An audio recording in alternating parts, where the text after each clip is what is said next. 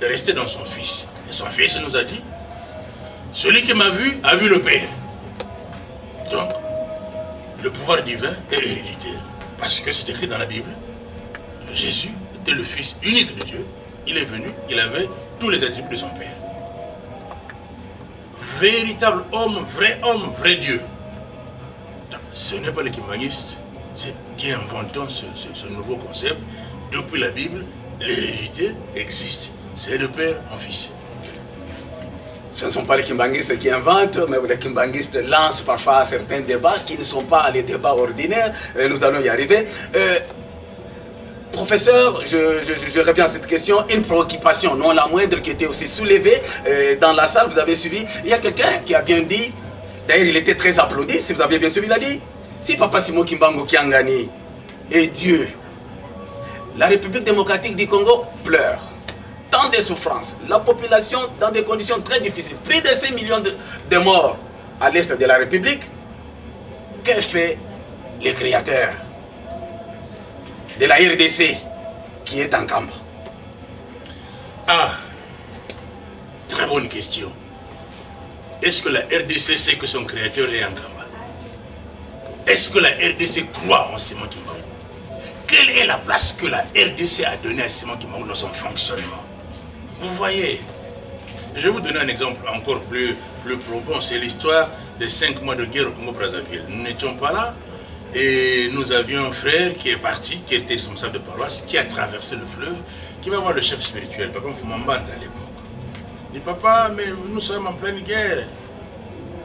Papa lui répond, vous ne m'écoutez pas. Vous ne faites pas ce que moi je vous demande de faire. C'est normal que je fasse le travail moi-même. Vous voyez la complexité du Seigneur. La complexité du Seigneur. Quand il n'est pas content, il va provoquer le déluge. Quand il n'est pas content, il va brûler Sodome et Gomorrhe. Si la RDC veut jouir de la présence de son Seigneur, il faut que la RDC commence par reconnaître. Mais ce n'est pas seulement la RDC, c'est l'homme noir. L'homme noir, quand on dit quelque chose, il se met à douter. Il doute. J'ai rencontré les preuves de la divinité de Simon Kimbangu, très loin, jusqu'en Russie, en Moldavie. Jusqu'en Moldavie, j'ai vu des gens qui sont venus me voir dire, on nous a dit que Simon Kimbangu, c'est la nouvelle alliance qui gère le monde. Toi qui es noir, est-ce que tu peux pas aller nous demander à Simon Kimbangu de nous aider? Ce sont des blancs qui vivent dans des caniveaux, dans des égouts. Ils sont venus parce qu'ils ont une souffrance atroce. Ils se sont dit, est-ce que je peux demander à Simon Kimbangu pour nous? Là-bas, ils le connaissent, mais nul n'est prophète ce soir. Nous sommes encore en train de débattre de ces questions-là, alors que c'est nous qui devrions porter ce message au monde entier. Mais nous le négligeons, nous le sous-estimons. Mais je sais une chose, que dans ce pays, la RDC, il y a des gens, il y a des personnes instruites qui peuvent dire comme moi, Kimbangu c'est Dieu. Même s'ils ont honte de venir le dire devant caméra, ils le savent. Et c'est dommage. Parce que tant que nous n'accepterons pas Simon Kimbangu, tant que nous ne le remettrons pas à sa place, la place qui lui revient, on tiendrait tous des propos comme ça, on dit, oui, mais voyez, vous avez Dieu, et puis vous ne faites rien. Dieu, je vous rappelle que le peuple de Dieu a été pris en captivité en Égypte pendant plus de 400 ans. Même quand il l'a libéré, il est reparti en esclavage en Babylonie pendant au moins 70 ans. Dieu, il faut le respecter.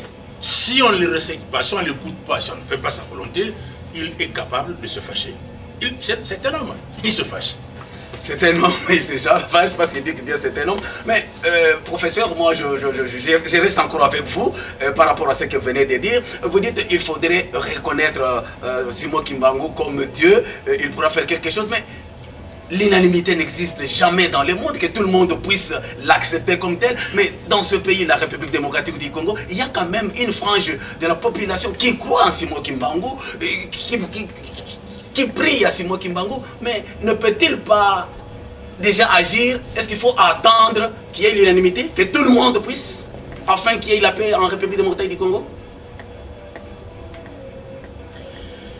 Vous savez, l'homme veut toujours des grands miracles. Les choses que Dieu fait pour nous au quotidien, nous n'aimons jamais les reconnaître.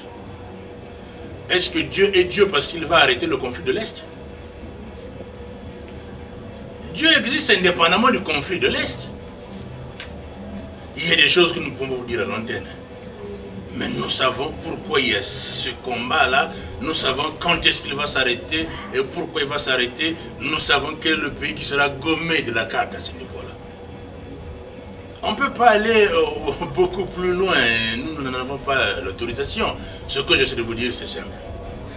Qu'on soit unanime ou pas, commençons déjà par reconnaître, ne fût-ce que sur le plan historique, que c'est cet homme-là qui nous a apporté l'indépendance. C'est lui le premier qui l'a revendiqué, qui a dit que le blanc sera noir, le noir sera blanc. Si déjà, ne fût-ce que la valeur historique, nous n'arrivons pas à l'accorder à Simon Kimbangu, c'est quand même malheureux. Parce que nous arriverons à ce niveau où c'est le blanc qui viendra nous enseigner encore qui est Simon Kimbangu. Surtout nous au Bas-Congo, ce serait carrément une injure. Donc, oui, par rapport à ce que nous sommes en train de vivre, il y a des choses qui sont en train de se passer quand même. Je vous assure que le conflit est quand même cantonné à l'Est. Il n'est pas arrivé sur Kinshasa. Le peu que le Seigneur nous donne, il faut déjà que nous arrivions à apprécier cela. Moi, je viens d'en face, j'arrive à Kinshasa, je peux vous dire qu'il y a une grande évolution sur 5-10 ans. Que vous qui êtes sur place ne pouvez pas percevoir.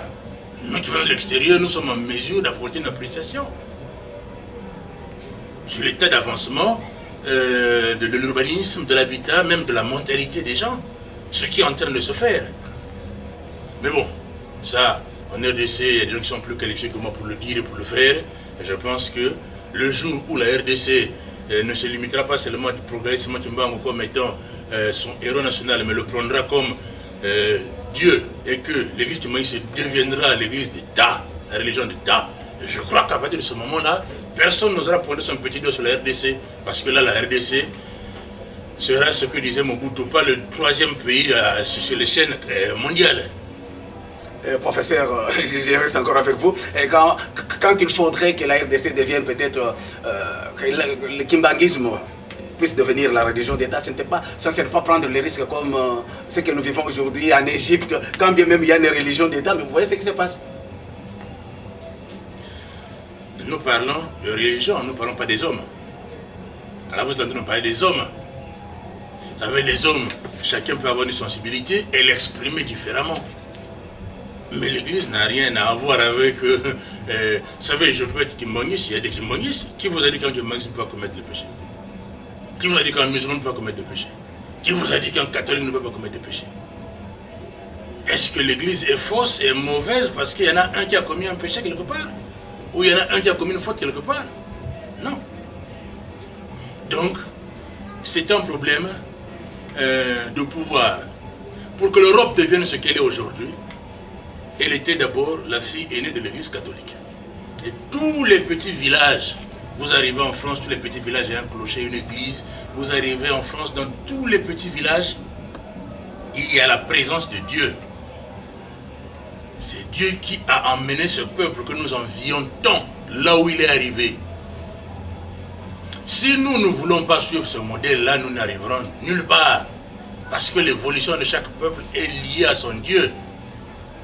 Hier, nous nous sommes moqués des Japonais, des Chinois, qui venaient filmer tout ce qui traînait.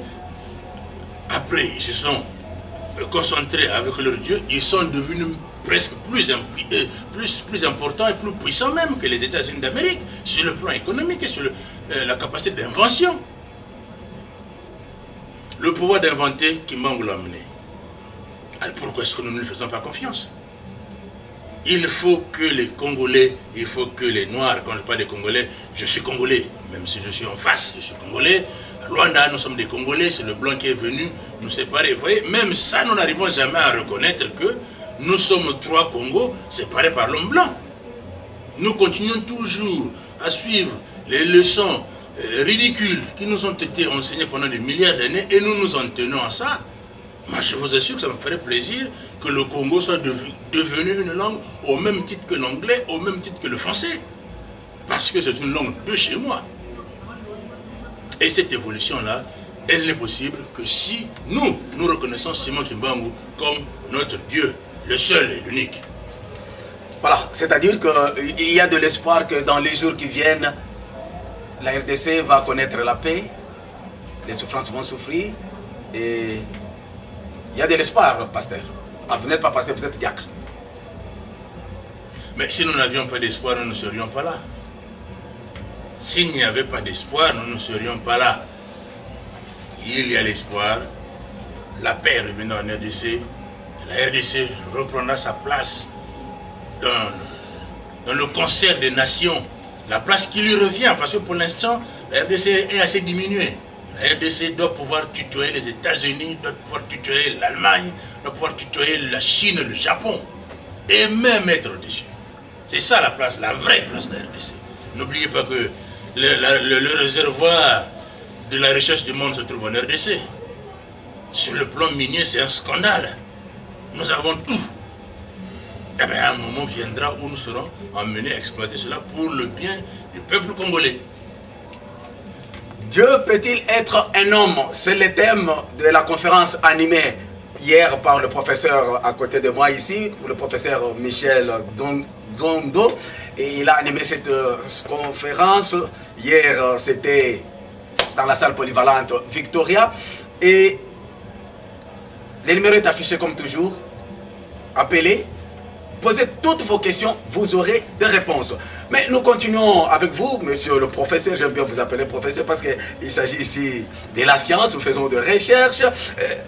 Vous avez beaucoup parlé hier, quand vous parliez, même ce matin, je causais avec vous, j'ai entendu ce que vous dites. Vous dites, Charles Kisolokelo Lukelo, vous dites qu'il est Dieu le Père descendu sur terre. Vous l'avez dit dans la salle, vous l'avez dit encore ce matin.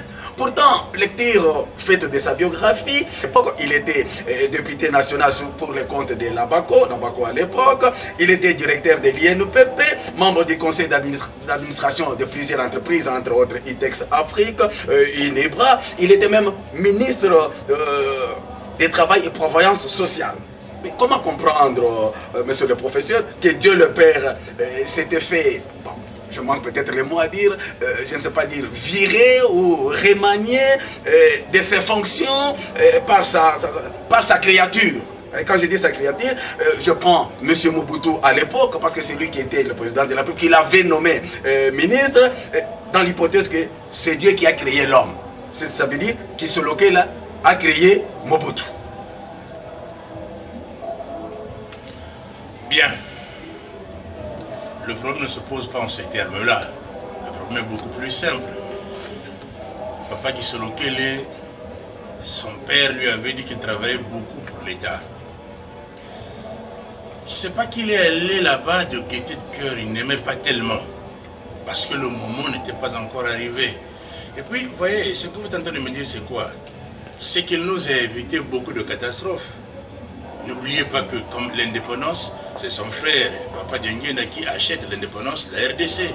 C'est lui qui a payé Maître Croquet pour qu'on puisse plaider cette cause-là. Donc, eux, ils savaient ce qu'ils faisaient. Mais pour le début de cette république-là, nous avions besoin de l'avoir, lui.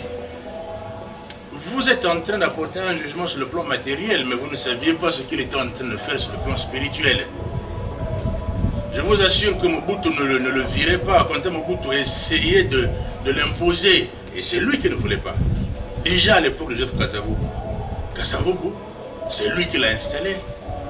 Mais on disait comme lui, il avait participé à la table ronde, il aurait fallu qu'il soit président, parce qu'il faisait partie des plus instruits de l'époque.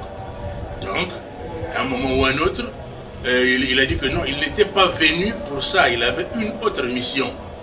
Et c'est cette autre mission-là. Mais quand Dieu revêt un corps, nous avons vu Jésus avait revêtu un corps. Mais pourtant sa mère pouvait le commander, son père pouvait le commander. Même le roi Ponce Pilate, qu'il avait lui-même fabriqué, l'a jugé. Les hommes qu'il a créés l'ont crucifié.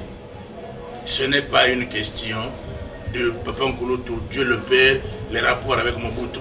Quand il est dans un corps physique, il a une mission bien précise et il s'en tient à sa mission. Voilà. Mesdames, Messieurs, nous allons progressivement vers la fin du temps nous imparti. Vous connaissez notre émission et nous allons vers la fin. Mais professeur, vous savez que l'église kimbanguiste a un débat déjà lancé dans le milieu religieux par rapport au 25 mai, la date de la naissance de Jésus. C'est un débat qui est encore en cours, vous le savez très bien. Aujourd'hui, vous suscitez un autre débat, qui se lequel est Lukelo, Charles Daniel et le Dieu le Père. N'est-ce pas qui trop embrasse ma lettre, hein? Oh non, non, non, non, non. Non, réveillez-vous plutôt. Réveillez-vous. Parce que hier, j'ai entendu encore des inepties comme ça. On dit, oui, mais c'est vous qui le dites, vous qui êtes kimbangiste. Mais je vous assure que Elikem Bokolo n'est pas kimbangiste. Lui qui a tenu une conférence du 27 juillet 2011. Il n'est pas kimbangiste. Il a fait venir des sensibilités des États-Unis, de France, de Belgique et partout. Nous étions à Kinshasa et là on a dit haut et fort qui est Simon Kimbangu. Alors, quand nous n'avons pas l'information, arrêtons de critiquer, arrêtons de tirer à boulet rouge. Essayons d'aller vers l'information. Nous sommes pris de court, hein. Nous sommes en train de prendre de court. Tant que nous allons continuer à rester là, en train d'attendre qu'on éclaircisse d'abord le mystère Kimbangu, nous allons nous retrouver derrière. Parce qu'il est venu chez nous, nous sommes les premiers. Au lieu de l'accepter, nous le rejetons. Ce sont les autres qui vont découvrir ces multiples facettes. Et quand nous nous retrouverons, ben, les gens diront, mais vous êtes qui vous? Ils seront obligés de nous lapider. Même nous qui ne sommes pas kimbanguistes, nous serons lapidés pour quelle raison? Vous avez Dieu avec vous. Vous ne faites aucun effort pour écouter ce qu'il vous dit. Et au final, ce sont les autres qui vont revenir pour venir vous enseigner encore ce que vous étiez censé savoir. Et là, ça se passera mal. Donc, nous ne pouvons pas attendre le calendrier des hommes. Le calendrier de Dieu veut que, à telle époque précise, nous lancions telle chose. À telle époque précise, nous lancions telle chose. C'est cela. La naissance pose problème en RDC. Mais la naissance ne pose problème ni en France, ni en Suisse. Parce que moi, j'ai déjà vu un journaliste français le dire. Vous le savez, vous allez fêter la nativité. Mais comme vous le savez tous, et nous le savons tous, le Fils de Dieu n'est pas né le 25 décembre. C'est déjà passé sur les antennes des chaînes télévisées de France. Et par les Blancs. Il n'y a que nous ici qui n'avons pas l'information, qui continuons à nous accrocher sur des choses en disant « Ah oui, c'est peut-être pas ça ». Non. Nous allons un jour apprendre ça, c'est écrit dans des bouquins, et nous allons nous retrouver toujours en train de rêver parce que ce que nous vous disons, nous vos frères, vous ne voulez pas nous écouter, malgré toutes les références qui peuvent être les nôtres, vous nous prenez toujours que pour des kimbanguistes. C'est dommage. Voilà, mesdames, messieurs, je disais que nous allons à la fin de notre émission, mais avant de clôture, j'ai encore une question à poser au professeur. Mais professeur, ne craignez-vous pas que ce nouveau thème, hein, ce nouveau thème que vous venez de lancer, donc, que vous venez de lancer dans une sorte d'excursion scientifique sans issue, allez-vous convaincre? Je vous ai posé cette question au départ pour savoir si vos pères ont la même perception que vous. Mais aujourd'hui, que vous dites par exemple que les Congolais, Charles Kisolokele et Dieu le Père, ne comprenez-vous pas peut-être, n'êtes-vous pas conscient que vous êtes là dans une idée de consommation locale, disons pour les kimbanguistes? Les goûts et les couleurs ne se discutent pas, ça va de soi. Mais si on revient à la notion même de Dieu, je vous rappelle que Dieu était un homme, son fils, nous l'avons vu. Et si on remonte les écrits, ceux qui l'ont vu, l'ont décrit comme étant un homme. Nous avons parlé hier du roi de Salem, du roi de paix, qui n'avait ni généalogie, donc ni père, ni mère, et qui régnait sur une éternité. La polémique, c'est bien, mais l'honnêteté, c'est mieux. L'honnêteté nous emmène à reconnaître que Dieu peut être un homme. Une fois que nous avons reconnu que Dieu peut être un homme, qu'est-ce qui m'empêche de penser et de croire que Kisolokele est Dieu le Père? On ne décrète pas quelqu'un Dieu comme ça. On ne décrète pas un avocatier parce qu'il a la forme d'un avocatier. Un avocatier est avocatier parce que c'est un avocatier, parce que nous avons vu ses fruits, parce que nous avons goûté à ses fruits. Kisolokele, Lukelo, Charles, Daniel et Dieu le Père. Les conférences qui vont suivre vont s'atteler à montrer, documents à l'appui, références bibliques à l'appui, que cet homme-là n'était pas comme le commun des mortels. Et ce n'est pas par hasard que nous sommes arrivés là. Ce n'est pas par hasard que nous sommes arrivés là et nous arrivons à la fin de notre émission. Et en conclusion, professeur, regardez bien cette caméra. La caméra est devant vous, professeur. Vous êtes devant des milliers de personnes, ceux de Matadi, ceux qui nous regardent partout où cette émission va se passer. Vous dites quoi? Dieu peut-il être un homme? Vous dites quoi? Qui sont lequel Charles Daniel? Est-il Dieu?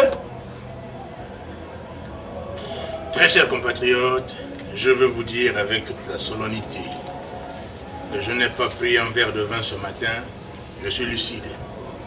Je vous le dis en vérité, n'attendez pas que les gens viennent de 7000 km pour vous apprendre que votre propre Père est un être différent des autres.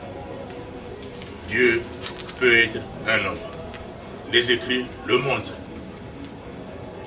Qui sont lequel Charles Daniel et Dieu le Père venu sur terre, comme il fut venu à l'époque de Melchisédek, comme il fut venu à l'époque de Simon de Cyrène, comme il est venu en tant que Simon Kimbangu. Je vous remercie. Merci, monsieur le professeur, mesdames, messieurs, chers téléspectateurs. Nous vous disons merci de l'attention que vous avez pu accorder à cette émission Salon Oval, votre émission habituelle. Je crois nous continuons à envoyer vos préoccupations. On va les collectionner. Prochainement, vous aurez les réponses à toutes ces questions. Vous connaissez l'église Kimbanguiste est sur place. Il y a de pasteurs, il y a des diacres, il y a des évangélistes, il y a des gens qui vont effectivement s'occuper de vous pour donner la réponse à toutes vos préoccupations.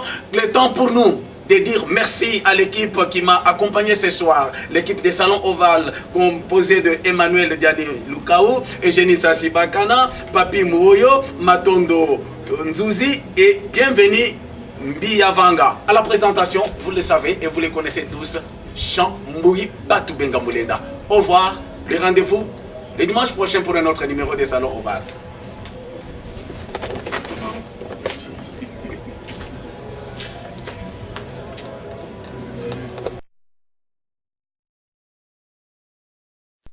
Des maçons.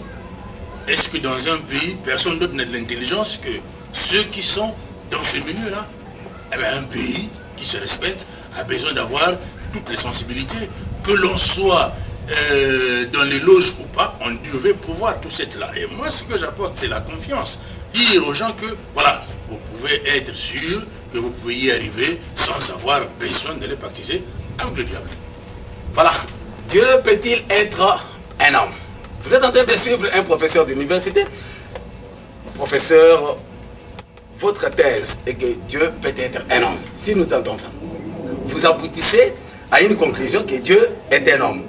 Devant vos pairs. Parce que, quand je dis vos pairs, dans le monde rationnel, des professeurs, des chercheurs, des conférenciers comme vous, avez-vous déjà partagé avec cette idée?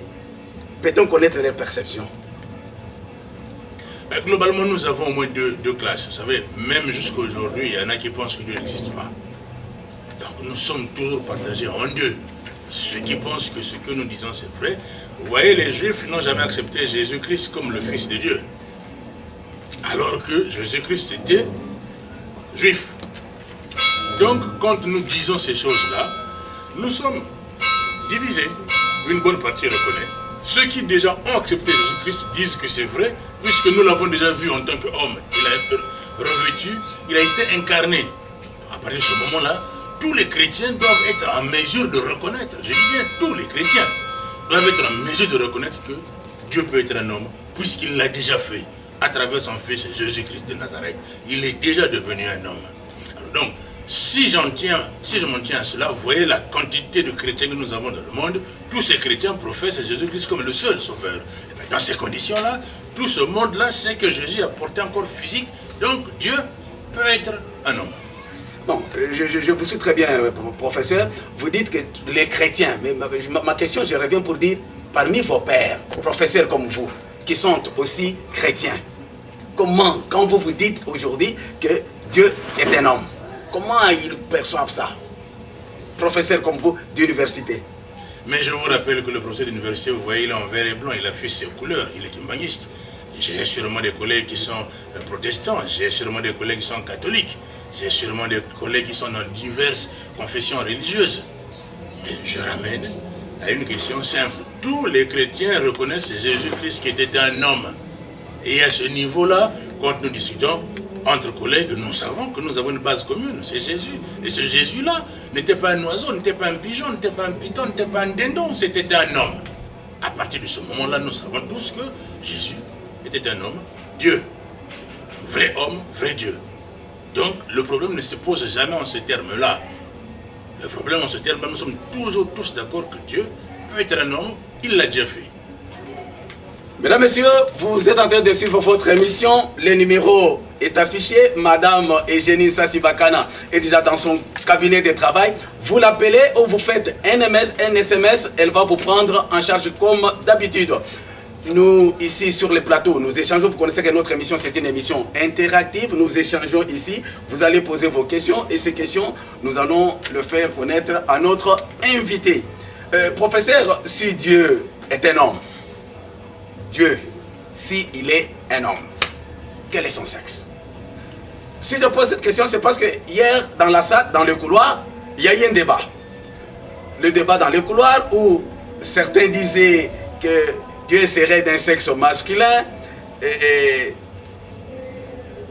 tandis qu'il y a une autre frange de gens qui disaient que non, Dieu serait un hermaphrodite, parce que dans la Bible, ils se sont référés à la Bible, parce que dans la Bible, selon Malachie 1, le Dieu dit « Je suis Père ». Et dans Ésaïe 66, 12, il dit « Je vais allaiter ». Ils se disent